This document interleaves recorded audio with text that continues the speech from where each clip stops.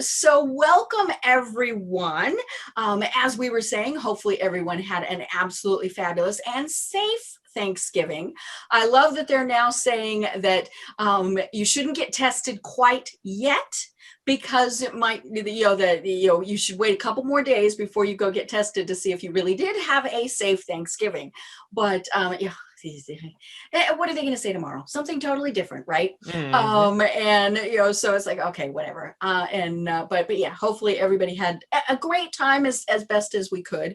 I'm assuming Christmas is probably going to be the same thing, and we're all going to have to decide what we're doing then. But for now, we just do it this way.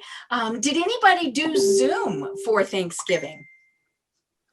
Because I know we did Zoom. Oh, cool. I love it. And we didn't, because I knew that my group of family that was all getting together couldn't figure it out, so I never even tried. But yeah, I mean, it would have been fun because my mom had 8 at her house. Wow. And yeah, a little worrisome about that, but at least 3 of them have already had COVID, so they were safe. But yeah, it will be interesting at Christmas. But as I mentioned, we do have a new member of the group today. So what I'm thinking is, let's do what we haven't done for a while. Let's everybody introduce yourselves and give just a little brief statement about what you do, and then we will jump into Brian and the program. So, Suze, you are in the Marsha corner, so go for it. Okay, I am Suze Canuck. I am from Walden, Colorado. I'm the Jackson County Lodging Tax Panel Specialist, at least for another month. I still have not got brave enough to look at the money and see if I've still got a job. So, those government budgets. I know. And small town government budgets. Oi. Yeah, and mine is a little bit political, so I don't know if I have a job or not. But that's okay. We've made it this far. We'll make it farther. Oh, yeah. And Debbie and I grew up together up here in this little town of Walden, Graham. Yeah. Have you ever made it up to Walden, North Park? When you was down there? I've never been to Walden. I've been all around. I grew up in Colorado, so. Yeah, Graham's from Fort Collins, so. Yeah, well, why didn't you make it to Walden? I mean, you were so close. That's what I'm saying. He should have come up to 100 miles. Right. Seriously. Yeah. You are my target audience. Come visit North Park. It's beautiful. I love it. So cool. Okay, so Brian, go ahead and do your quick introduction from your command headquarters there. Holy schmoly, it looks like you're getting ready to pilot the shuttle. Oh, yeah. Well, I get interrupted by a dog. We love Layla. Yes, Layla wants to play ball, and now is not the time to play ball. Brian, B2B Interactive Marketing, Aurora, Illinois, Wayne's World Party on. Excellent. And I work with marketing. I've been in marketing for 41 years now. I could say 40, but it's 41 years. And I help big businesses get their messages out. Cool. And he helps little businesses like me, too. I do, yes. I focus on big businesses, but I do a lot of work with small business. Cool. Madge, tell us a little bit about yourself. Uh-oh, you're muted, Madge. I'm mute. There we go. Yeah. I hit the button, it didn't work. The number one word for 220, unmute. I know. Well, good morning. My name is Madge Lovinggood. I'm the owner of the Bird Insurance Agency, and we are a property and casualty insurance agency in Hiram, Georgia. Great. I love it. Well, Graham, we're going to get back to you last because I want to give you a little bit more time to introduce yourself since you are new to the group and in the job search. So, Adam. Adam Lee Giraldi here. I am living in Jersey City, New Jersey, basically a Jersey boy, and I know what exit I'm from. That's the secret for being from Jersey. I am a scientist turned a sales rep for a biotechnology called Cytiva, which was formerly GE Healthcare Life Sciences. So basically, while everybody was watching, watching how the world is going with COVID and everything, I've been feverishly busy with all the other companies Operation Warp Speed, and all that. So it's been keeping me busy when it comes to COVID as a scientist in the biotechnology industry. Great. So I love it. yeah. Yeah. Well, and Adam is a great example. He and I have never met. I'm not even sure we've ever even been in the same state at the same time. We met on LinkedIn. And have developed a great relationship. So, that is just a good example of how you can network on LinkedIn. So and it all started with your podcast, especially the April Mm-hmm. version of the LinkedIn series. Yep. Yeah. Somehow he discovered that we did the LinkedIn series, and then went from there. So very well. cool. I discovered it because your the guest that I was interested in was Vivica von Rosen. Oh, okay. Mhm. Yep. We've had Viv on several times. So fantastic. I love it. Cool. All right, Ms. Judy, tell us what's going on with you.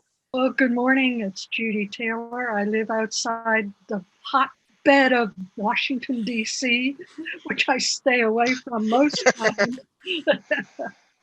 unless I have a mission. I'm a freelance digital marketing person with an emphasis on content development. I also, as a backup through this COVID-19, teach English as a second language. I'm just about finished my course, and that's because there's a demand and you can do it virtual. And you just have to have something now. And yes, I did enjoy Thanksgiving. We did our tailgate party in our driving, in our driving I love it. lot with the wind blowing the garage door open and no germs anywhere.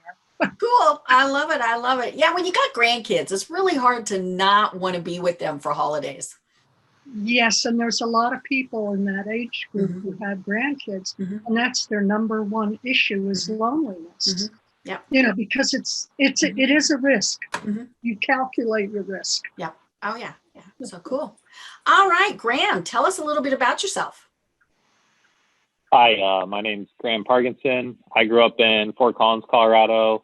I went to college in Boulder, Colorado, and then I moved to Atlanta to do a PhD program at Georgia Tech, which I finished this summer.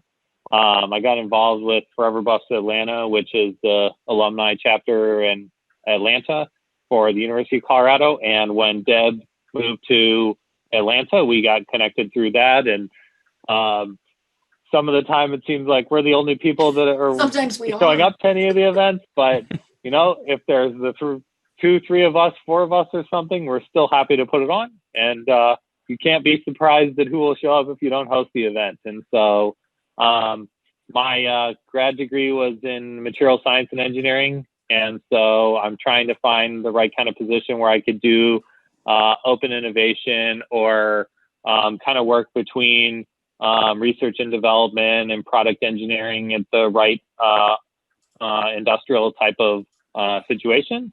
And I'm on the job hunt. So if anyone has anyone or any leads or anything, I'm always open to conversations right now, especially.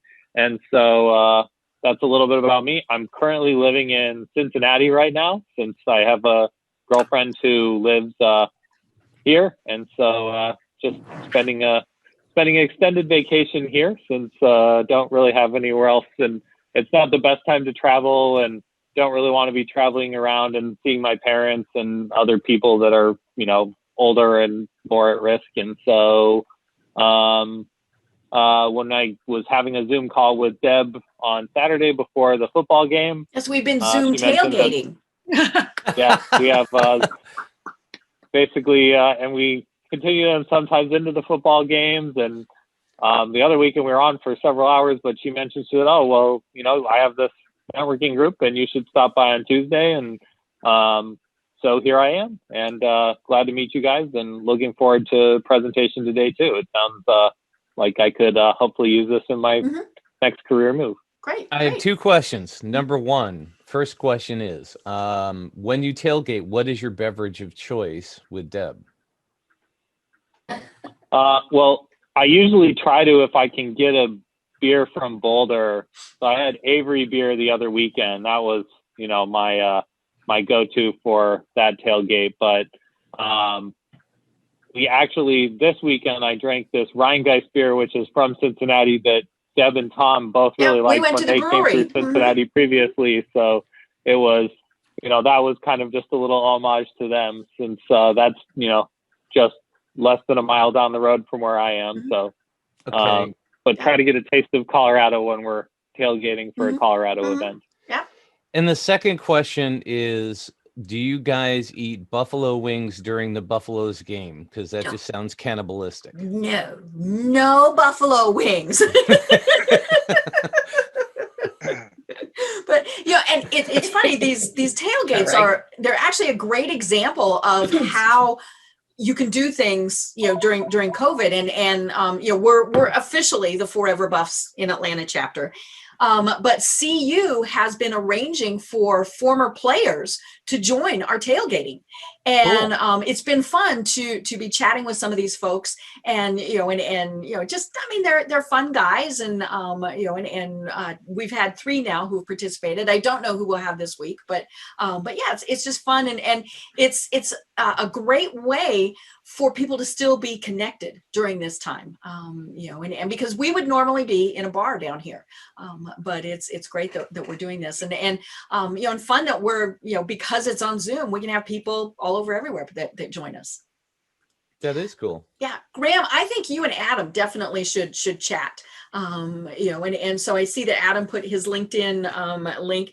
Everybody do that so that we can, because this is all about networking. We want to make sure that we connect everybody. So put that in there. So with that, I'm going to turn it back over to Mr. Basilico and let him go ahead and lead the program. Why, thank you. Well, first thing is I'm going into the chat window and pasting my link if anybody wants it. And also at the very top, I pasted the case study that I'm talking about today. So you can go there and download it. I put the file up there. So I'm going to share my screen. Host has disabled participant screen sharing. So you need to enable that. Okay, you should be able to share. Okay, that's more better. Thank you. Poke at the right buttons on this end. Okay, can you see my screen? I can see your screen. There we go. Yep. Yay. Okay, today I'm going to be talking about making a case for case studies. See what I did there? Okay, so the first thing I want to talk about is what is a case study, and there's 2 parts to it that I have discovered. This is what I think works best. Obviously, case studies are done all the time, and they're posted online, they're shared in print. There's tons of different ways to do them, but I have a kind of a formula that I use that I think you'll find interesting. So the difference between a case study and a white paper, a lot of people get these 2 things confused. So a white paper is something that provides benefit and rationale for the implementation of a proposed solution. So it's really kind of outlining the steps and the benefits and the rationale of providing a solution a certain way. Where a case study is different is a case study actually gives examples of how the solution fixed a problem. So a white paper is kind of like the step by step, where a case study actually talks about a problem and solution. And when I write a case study, I try to use the metaphor of the hero's journey. If you've never heard of the hero's journey, it's a writing tool that is used in basically every single movie, every single book. The biggest one that you probably know is Star Wars. You have Luke Skywalker, who's at a town, and all of a sudden his parents are killed, and the next thing you know, his actually step parents are killed. And then he's called to an adventure. He crosses the threshold. Then there's this road of trials, and he ends up in the abyss, and he meets Yoda, who is his master, and trains him. And then there's this metamorphosis where he finally gets it. And then there's the ultimate boon. There's that, big dramatic scene where he's got to shoot the one little bullet into I think it's the pipe. Who knows what the pipe was? I don't remember at this point. And then, of course, he returns to the camp, and he begins a new life as a Jedi. And that is the hero's journey. And that kind of circle of being called to action, problem, solution is essentially what happens. So the basic pieces of this are, number 1, you are called to an adventure. If this is going to work for me, did it pause or did it break or did I lock up? Uh-oh. Did I lock up? No, looks good. I mean, I see a red line and it says adventure under it. Yeah, no. For some reason, let me see if I can quit this here. Hold on one second. Uh-oh. It looks like my computer locked. So I'm actually going to have to reboot my computer. This happens every once in a while. So why don't you guys chat while I do this and come back, and I'll come back to the hero's journey. Okay. So bear with me 1 minute. Okay. I'll be right back. Sorry, folks. Technical difficulties. You have to We love cross it when the there's technical threshold. difficulties. Yes. That's it. Yeah, we're just adventuring at the moment. Exactly. Waiting for a computer, I had issues with the computer this morning too. I know, technology is just, we had fun yesterday with the storms that were here. We had wind and our power went out three times. And of course it was, when I was trying to do stuff and, didn't lose too much work, but I also decided let's just hold off doing some things for a while. It's funny. Brian, he's frozen. The screen is frozen. Yeah. So yeah, let me see if I can turn I'm going to exit full screen. Well, that didn't work. That was wrong. so I was telling to Graham while we're waiting for Brian, I was telling Graham that I do LinkedIn training and digital presence training for my onboarding team for my company and everything. So anybody who is wanting to polish up their LinkedIn profile, I could definitely do that. Wonderful. Ooh, I'm thinking you need to present to this group. Yeah, it's part of my onboarding training that I do about once a month with our new hires and everything. Okay, now when are we penciling him in for? We'll chat offline. Yeah, because I was trying to find my link. I'm trying to go with peer pressure, Debbie. I know. I don't know how to find my link on LinkedIn. So go to your profile. And then at the top, it will say www.linkedin.com/in/whatever your username is. Yeah, basically You can go to your settings to get a custom one too. So yes, and everybody definitely should do that. Oh, Debbie, I'm not good at that. I'm going to share my screen. Okay, so we're going to go here. Okay, so here's home. Can everybody see my screen? Okay, so look, there's our program. So you go to me. So up here, kind of the me, and do view profile. Oh, see, I'm on my phone. And then in the top looks bar, different. So yeah, it probably is like a bunch of ugly numbers, right? Because you haven't personalized it. So quick, fast, because it's probably still going to take Brian a little bit. Now I haven't done this in a while, so hopefully it hasn't moved into some weird place. So Brian or Adam, talk me through if I do this wrong. So go to settings and what are you trying to do to personalize it? Personalize, yeah. Oh, I usually go to contact info in your profile. Oh, that's right. Yeah. It bumped me out. All right. It they changed LinkedIn so many times that contact info right next to the right of 500 plus connections. Oops. Under your headline. I got the wrong thing up. There we go. This dude, no contact. Here we go. Contact info. And then this guy right here. And then you have the pencil there. And then it will ask you and then there's this right next to your URL. There's this northeast symbol all the way to the top. Yep. This dude? Yep. Okay. So then you're going to click that little guy. And then it'll open up another tab where on the upper right-hand corner, it says edit your URL. Edit your custom URL. So we're actually recording this. So for anybody who's thinking, oh my gosh, I need to go back and do that, we'll post the recording. But yeah. And so then here you would go in and it's nice if you have an unusual name, because otherwise you're going to be like Bob Smith 49 or something like that. But you definitely want to personalize that from the numbers. And the funny thing is the initial numbers that are there are, it tells you, it shows when you join LinkedIn. That it's and so you can see and so like my original number was pretty low, and Brian's is really low, because he was one of the original people. So cool. Okay, let me. Yeah, and you don't have to have it for your name because let's say Vivica actually says the LinkedIn expert. Right. Yes. Yeah. Yeah. There you can have whatever you want. For your username. So where it says, "Oh, Brian's been waiting in the in the waiting room," you should have just your name. You know, they're kind of relaxing that a bit, but it's interesting because. You know, they used to say that you could legally only have your name. And so people would, because Vivica was a great example of that. She had changed her username to say the LinkedIn, you know, guru or whatever. And man, they bounced her off of LinkedIn. You know, and so, but yeah. So, okay, Brian is back and muted. I am I am back and muted. Yes. Sorry about that, folks. And that's all right. We had a quick LinkedIn tutorial. I know what it is, but I can't necessarily fix it. It's my camera that freezes the thing. So. Oh no. Yeah, it is weird. So are we presentationless? No, it'll come. Okay. I'm opening it right now, and I will get back to where I was in a second.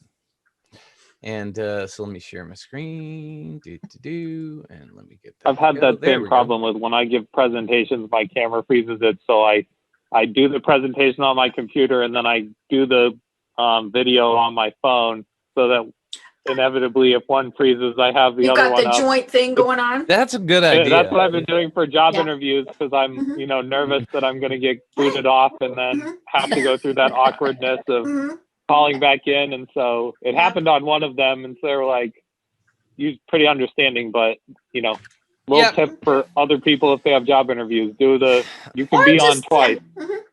Yeah, I love it. Welcome to the world of COVID Zooming. So I love it. Okay, so we're now on the adventure. We're on the adventure. So yeah, so the first thing is the call to the adventure. The second thing is crossing the threshold. The third thing is the road of trials, finding a mentor, which is part of what happens. And then you're in the abyss. This is the emotional part. This is a part where people feel hopeless, or, you know, this is where they're kind of anxious. And then there's this metamorphosis.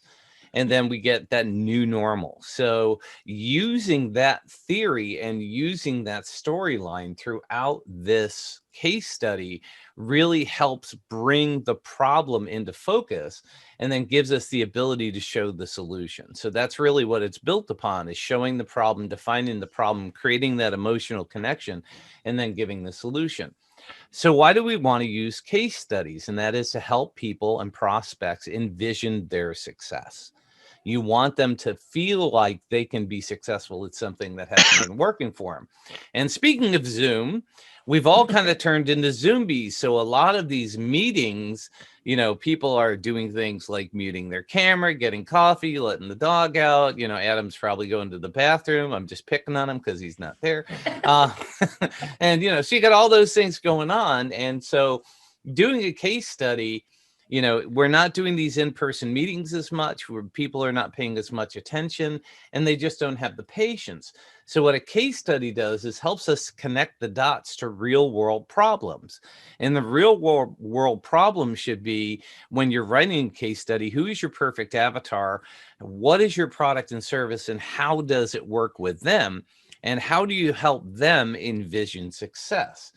And so the client always has to be the hero of the story, and you are the mentor. That's the way you need to take it. So think of it from the hero's journey as the client is the hero, you are the mentor. So breaking down the parts of how I did this, and again, you can download that file if you want to read it. It's short. It's 12 pages. It looks really long, but it's only 1,500 words. It's the size of a blog. So it's not really that long, but it looks substantial. So I started out by doing this graphic, and in my books, I've written 5 books, one called The Bacon System. I talk about the marketing trifecta, which is the website, analytics, and articles, or content marketing. And that works as a system together.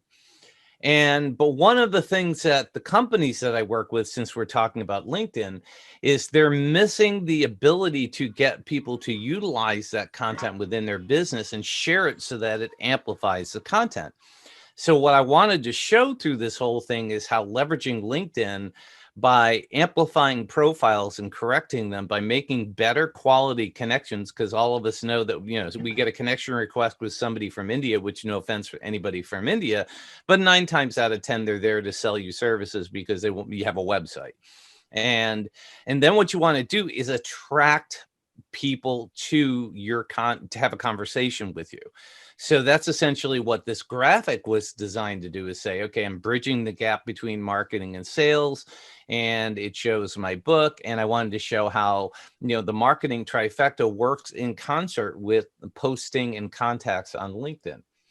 So as it started with that graphic, what I wanted to do is break down how was I going to do this. And here's how I decided to do it: is state the problem, give the solution, and show the results. So it's more than just the problem solution, it's problem solution results. And the problem solution shows kind of like the before and after of what it is. So here's an example of an email that the client was sending before. And as you can see, there are 2 stories at the top. There's the employee of the month. There's a bunch of stuff down below it. And when you send an email with that much stuff on it, people look at it and go, I'm confused. What am I supposed to click? The general theory is that, hey, if you send a lot of stuff, people will self-choose what it is that they want. And the answer to that is generally they look at it and their mind goes numb and they close it and they never open it again. So the result was we cut it down to 1 story per email, and that was it. And the number of open rates went way up, and the number of people that actually contacted the company went way up because they were getting 1 email. Now, granted, that 1 email they have a list of like 7,000 people. That 1 email may only be interesting to maybe a couple hundred people, but those couple hundred people are interested in that one thing and they're reacting to it. So it's really helping them target what's working and what's not working. So the final product, here's the key thing, that what I'm doing is charting my way to success. So I started out the case study and I turned it into an Acrobat PDF or Adobe PDF.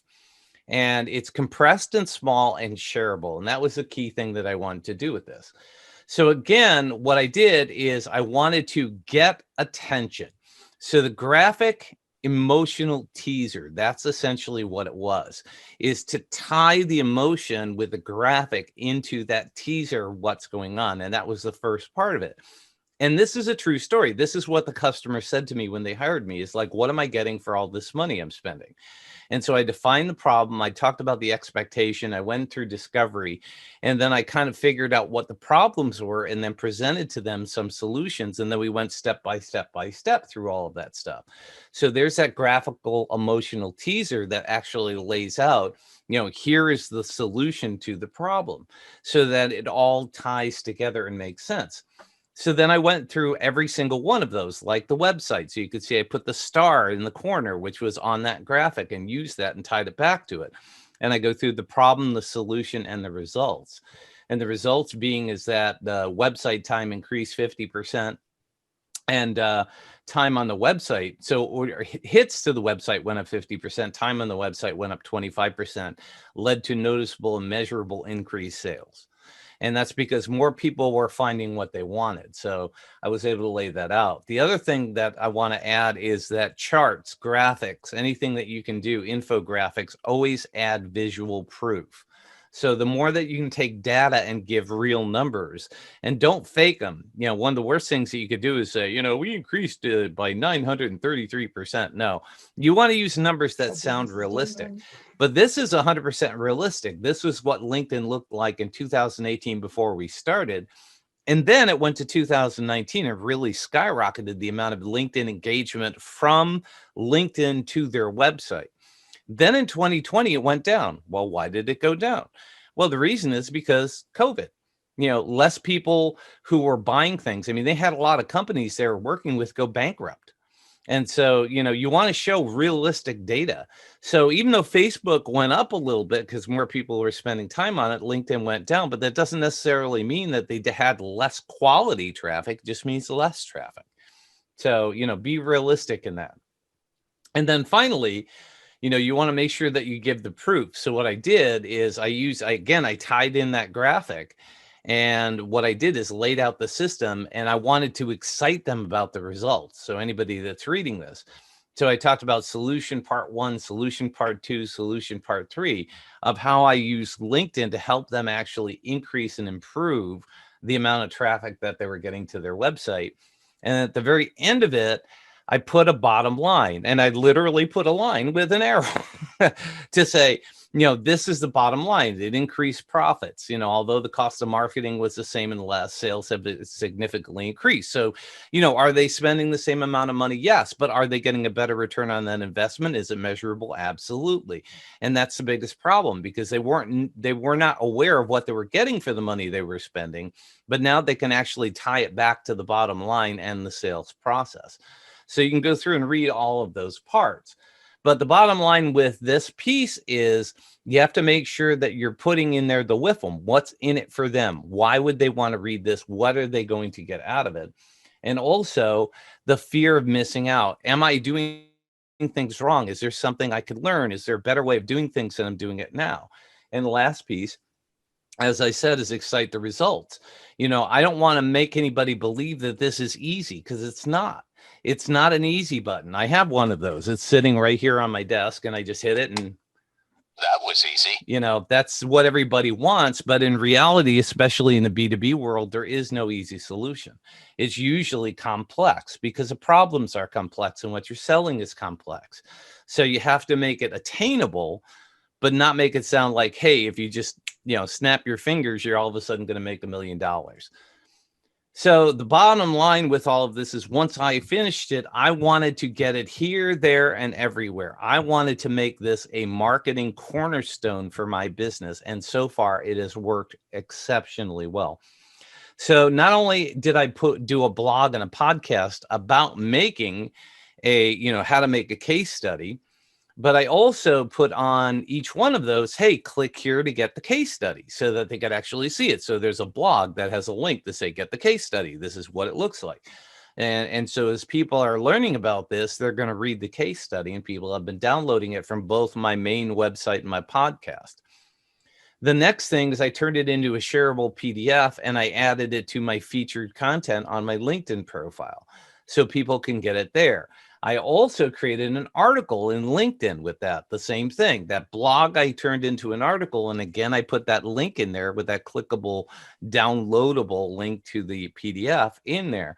So I'm sharing it every possible place I can. And then when people get to my website and actually try to download it, I'm using WP Forms Pro, right, Deb? You love that. And it's a program that allows me to capture their data and collect their names. And if somebody downloads it, I'm not going to haunt them. I'm not going to immediately email them and send them this email drip sequence. What I'm going to do is go immediately to LinkedIn and connect with them and just say, hey, thanks for downloading it, and leave it at that. And if they have any questions, they will come back and ask questions, but at least make the connection on LinkedIn. So not only am I telling people how to do it, I am doing it myself. This is exactly what I do for my customers. So, and then the final way I'm using this is with my latest book, Toilet Paper Math. Basically, this book was written about that case study. And so what I'm doing now is I'm taking a signed copy of my book, a roll of toilet paper with the sticker on it, and I'm putting the case study on top of it to anybody who's a prospect. And I'm just sending that out. And so far, I've gotten 2 prospects who've gotten it, who've just been blown away by the fact they got a roll of toilet paper, number 1. But number 2, they love the case study. And actually, one of them came to me today and said, do you mind if I share this with my chief marketing officer? Because we're rebuilding our website, and this is really, really solid on how to do it. So did it lead to business? No. But did it open up a conversation? Absolutely. So it works. So that, my friends, is making a case for a case study. And if you guys want to read more about how I did it and all that info, you can always go to baconpodcast.com, or you can read about it on b2b-im.com. You can even go there and go download the case study, or send somebody to either one of those places and they can get it. And I will open it up now for any questions and answers. And Deb, did this match your expectations of what you were hoping for? Was spectacular. And it's interesting because as you were going through it, I was thinking about how each one of the people participating on this call could do a case study. So, Suze could do one on Right. a grant that she successfully got for somebody. And, and so she could show that. I mean, Adam could easily do probably multiple case studies. Same with Madge, a before and after almost type of thing. And then, Graham could do one on the projects that he has worked on. And so then to be able to send that to a prospective person, it would be fantastic too. And Judy, of course, has done, so much study and things on a variety of subjects, especially women in business related. I mean, and so these are great tools that I think everybody could use. And, and now my one of my questions, Brian, is how long did it take you from start to finish? It took me about 2 months. And the reason it took so long is because I started with the graphic and I sent it out to a bunch of people. I actually crowdsourced this whole thing. I sent it out to some people. What does this graphic say to you? It doesn't make sense. It needs more context. I'm not understanding the purpose behind it. So and then I actually started writing the case study and I sent it to a handful of friends. I sent it to my coach. I sent it to, a bunch of different people that I know, like, and trust who know what I do. And they gave me feedback. It's way too complex. You're picking on the last company too much. It's a little too I, me. You have to make it more we. So I got feedback on it and rewrote it numerous times. And then when I finished the final piece, then I put it in front of my trusted friends, and then I put it in front of my proofreader. And my proofreader went through and cleaned the whole thing up. And then I finally organized it and got it out there. So it took some time, but it was a process of getting people to read it and give me feedback because I wanted it to be that good. And so, and my suggestion to everybody is download it and use it. I mean, if it makes a template for you, use the concept any way, shape, or form that you can. This isn't, proprietary. It's just, a way that has been successful for me, and it's already shown results. Right.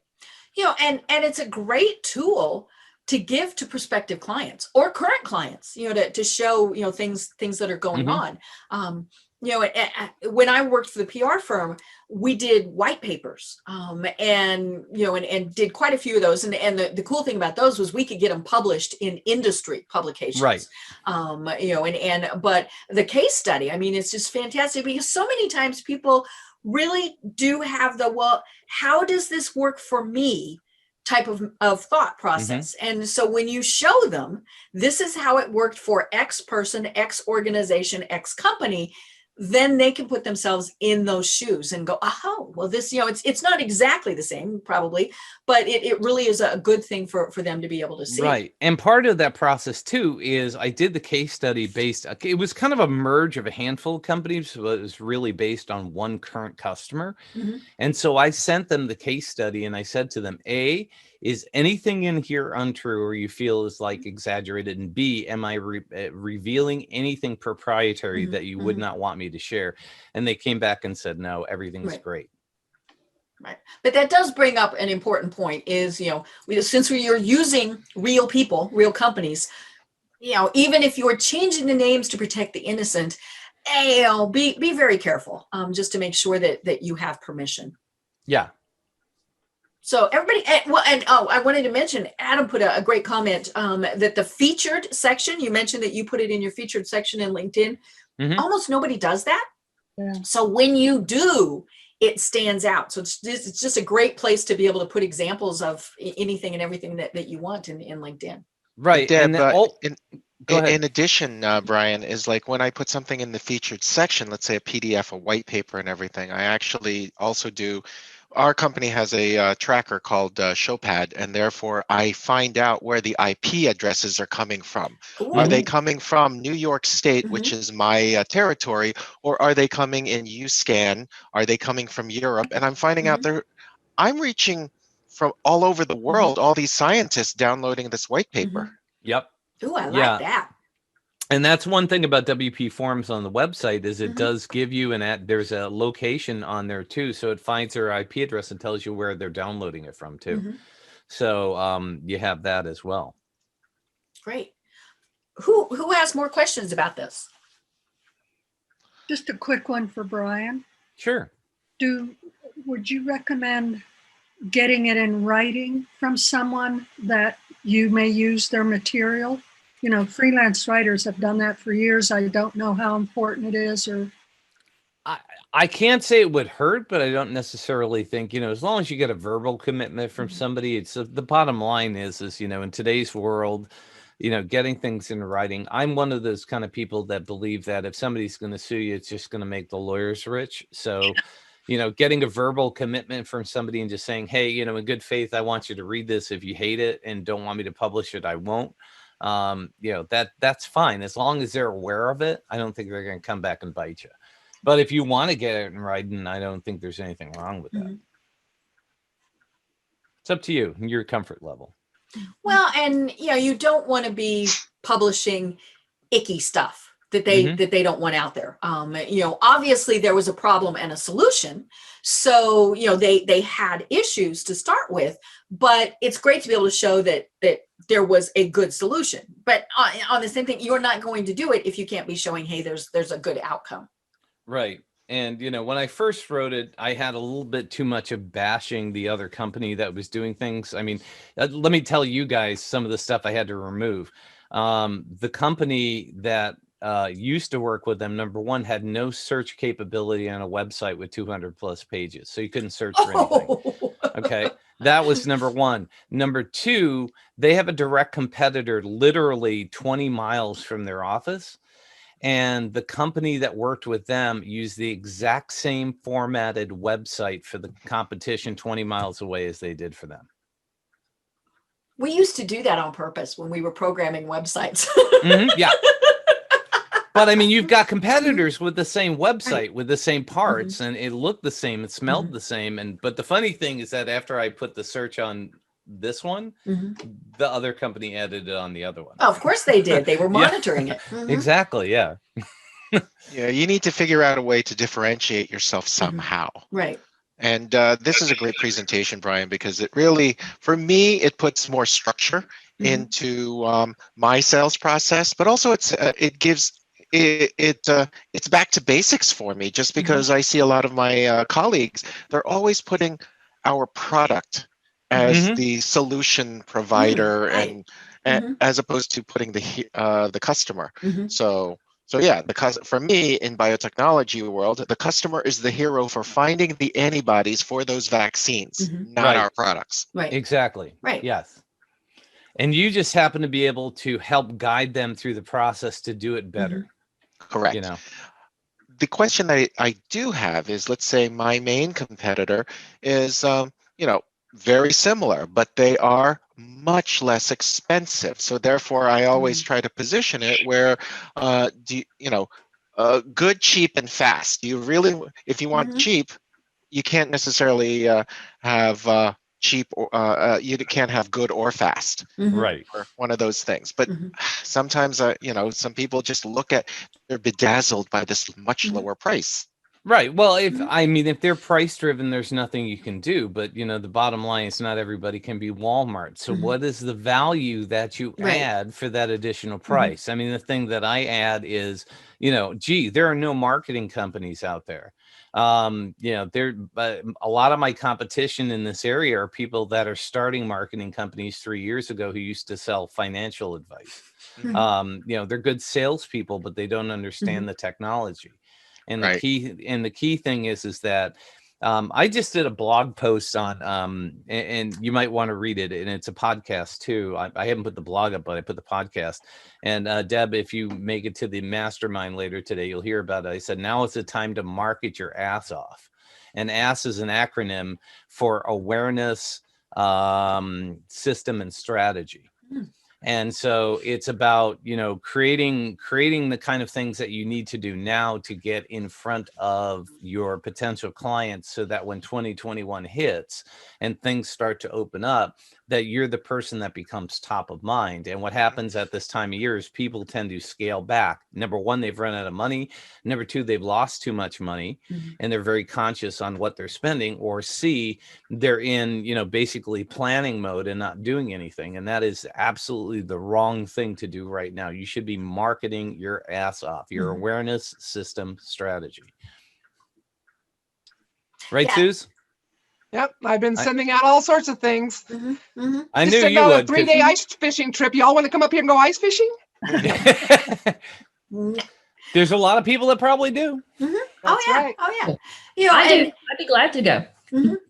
Yeah, and I think one of the important things, obviously, for Suze is pointing out that they're still doing those things, and you can have fun with it, the ultimate social distancing. I mean, all sorts of things like that, and so to be able to do that, and but yeah, it's funny. I mean, those of us who are in the marketing world, we've more than once probably lost a job when the company did cutbacks and said, we don't need marketing. And it's like, no, you need us more than ever. And so, but yeah, or the opposite, things are going really well and they're like, okay, well, and it's like, no, your stuff goes like this. It's not always just, an uphill thing. Well, and that's one of the reasons why I preach consistency. Content is king, but consistency is queen. And in my house, the queen rules. Both Layla and Kim are definitely leading me around.